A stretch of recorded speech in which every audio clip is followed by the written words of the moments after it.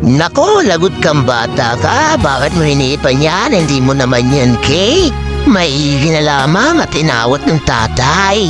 Nakakaawa naman yung bata. Gustong-gustong mag-blow sa cake.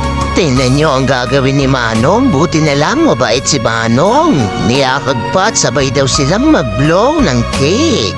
Eto naman, iniwan ni ate yung kanyang pagkain. Arita ng pulubi at nilapitan. Tingnan nyo ang gagawin ng waiter. Kinuha. Kawawa naman yung bata. Iyak tuloy. Tingnan nyo ang gagawin ng waiter. Ala talaga ng bata, kinuha na yung pagkain. Yung pala, pinaltan lang at binigyan ng bago. Duda naman ako sa'yo, kuya. Ang bait mo naman.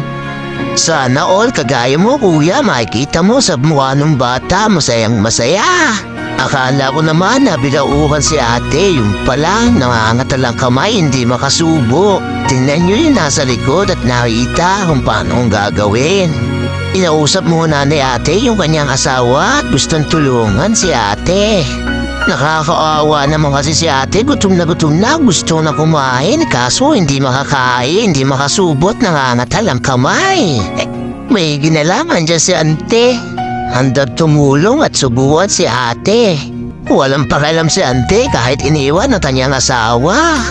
Tulungan ang subuan si ate. Kawawa naman si Bibi, hindi makababa ng hagdan at takot na takot sa dalawa. Maigi na lang tumatay si kuya at hinawakan yung dalawang bibig para makababa sa tutoy.